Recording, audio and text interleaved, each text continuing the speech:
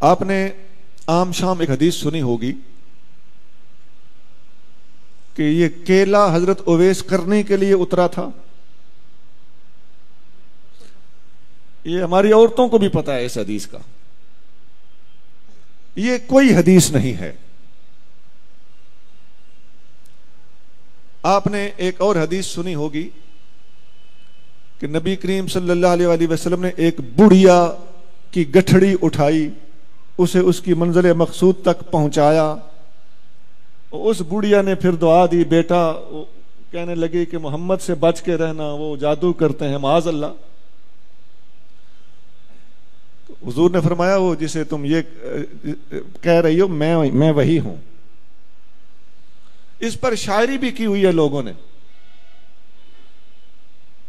یہ کوئی حدیث نہیں ہے. وہ کوڑا پھینکنے والی بوڑھیا کی عورت حدیث آپ نے سنی پڑی ہوگی, ہم نے اس کا کہیں وجود نہیں دیکھا. وہ حضرت بلال حبشی نے صبح کی اذان نہ دی تو سورج نہ نکلا. یہ سب کسی قوال کو کہیں سے ملی ہیں, ان کا کتابوں میں کہیں وجود نہیں ہے. اب بتائیے, یہ غضب صرف ہمارے مسلک میں ہو رہا ہے, کوئی اور یہ بیان بھی نہیں کرتا. وہ ایک جنگ میں صحابہ کرام نے دیکھا کہ فتح نہیں ہو رہی تو مسواک شروع کر دیا, تو کافر کو یوں لگا جیسے منہ میں درخت ڈالے ہوئے ہیں کہ دانت صاف کر کے ہمیں کھا جائیں گے. اس بات کا کہیں کوئی وجود نہیں ہے. میں نے کتنی ہی باتیں سنا دی آپ.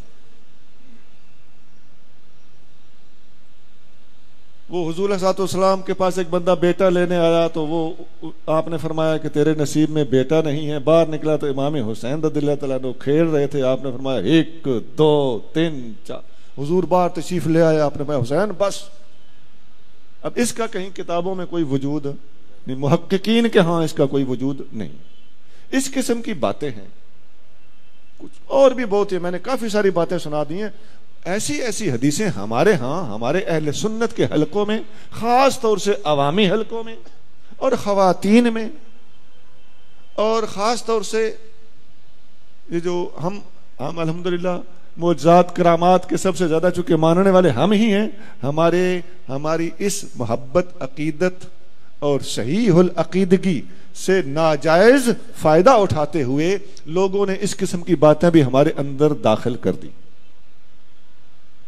میں نے پوری احتیاط سے کام لیتے ہوئے کچھ باتیں بتائی ہیں. میرے ذہن میں اور بھی وہ حدیثیں ہیں جن کو حدیثیں کہا جا رہا ہے, وہ حدیثیں نہیں ہیں. اور ایسا ہے کہ اگر آپ ان کو کسی خاص طور سے کسی سٹیج پہ بیان ہو رہی ہو تو عوام کا کیا قصور. میں اپنے بیٹوں سے درخواست کروں گا کہ حدیث آپ نے کنفرم کیے بغیر کبھی بیان نہیں کرنی, اور اگر کوئی بیان کرے آپ کو پتا ہو کہ یہ حدیث نہیں ہے تو اسے ضرور سمجھانا ہے. نہیں تو دین کا بہت بڑا نقصان ہو رہا ہے اور ابھی اور ہو چلا ہے. جرت کوئی نہیں کرتا کسی کو سمجھانے کی اپنی عزت بچانے کے لیے. جھوٹ بولا جا رہا ہے, اگر آپ سمجھو تو آپ کو کہے گا کہ تیری عقیدت میں فرق ہے, تیری محبت میں فرق ہے.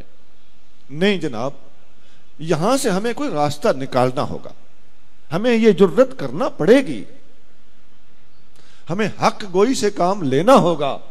ہمیں فاروق اعظم کی طرح یقول الحق ولو کان مرا, فاروق حق بولتا ہے خواہ کڑوا ہو, اس کا مصداق بننا پڑے گا.